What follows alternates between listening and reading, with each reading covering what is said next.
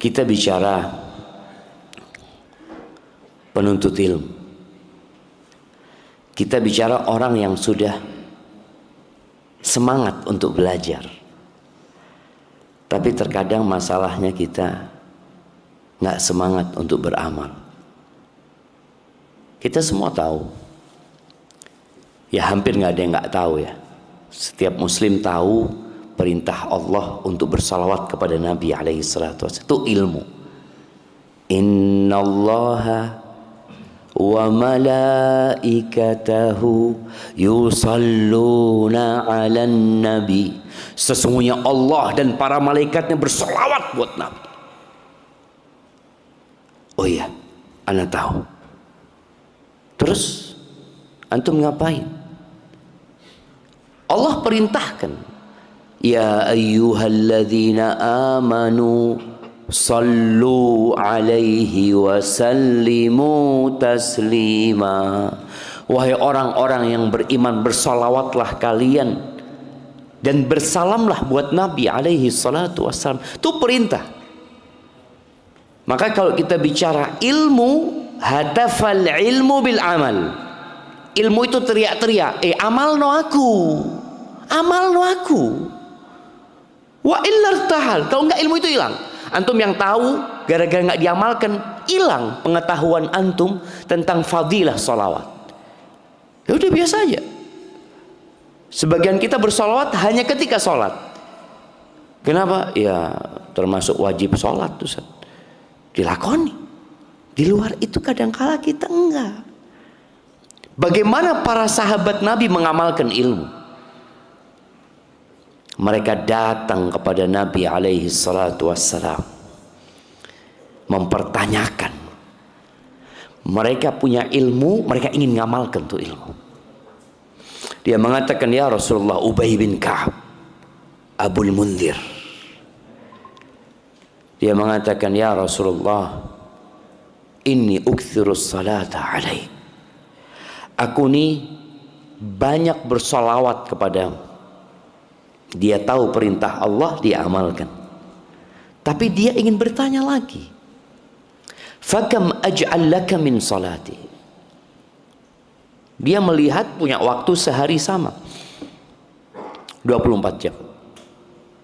Orang-orang sama. Dia punya istri, dia punya anak, dia punya pekerjaan, dia punya ibadah-ibadah yang lain. Dia mau bertanya tentang sholawat itu berapa banyak harus dia berikan kepada Nabi Sallallahu Alaihi Wasallam. Berapa banyak aku harus jadikan doaku itu isinya sholawat kepadamu. Kata Nabi SAW, masyita, terserah engkau. Gimana kalau seperempatnya? Gimana kalau setengahnya? Gimana kalau 2/3-nya? Setiap sahabat ini menawarkan kepada Nabi alaihi salatu wassalam. Apa kata Nabi alaihi salatu wassalam? Masyita, terserah engkau, terserah. Wallahi betul ya, hidup ini terserah. Antum mau baca 1 hari 1 lembar, terserah. Mau baca 1 juz, terserah. Mau baca 10 juz, terserah. Akhirnya sahabat ini berpikir, idzan aj'al laka min salati kullaha. Kalau gitu semua doa-doaku isinya salat buat engkau ya Rasul.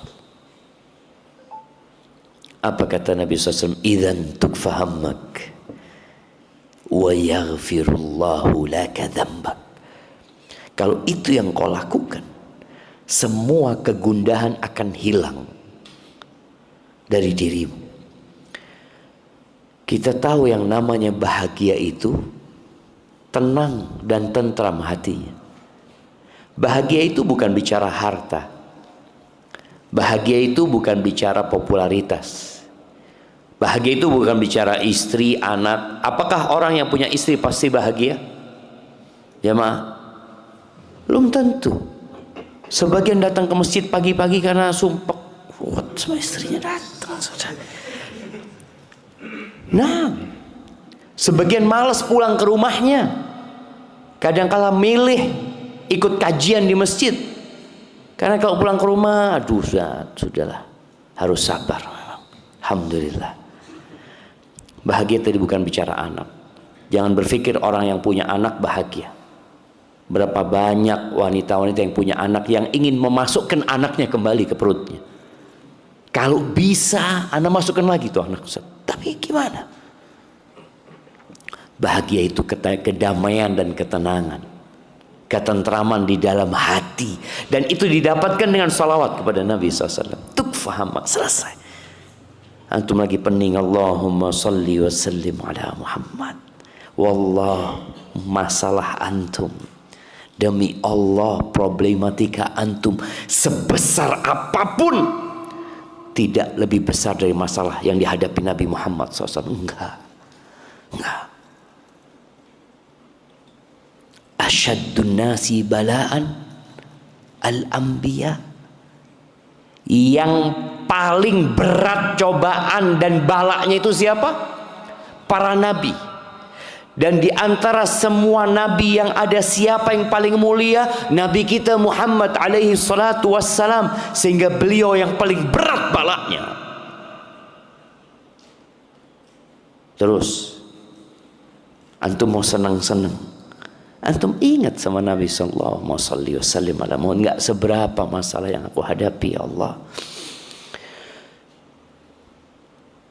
Dan dosa-dosamu diampuni. Ini yang namanya fid dunya hasanah wa fil akhirati hasanah. Maka jamaah rahimakumullah, nasihat yang pertama buat antum, perbanyak salawat buat Nabi SAW. Dan buat ana juga, ilmu yang dipelajari tolong diamalkan.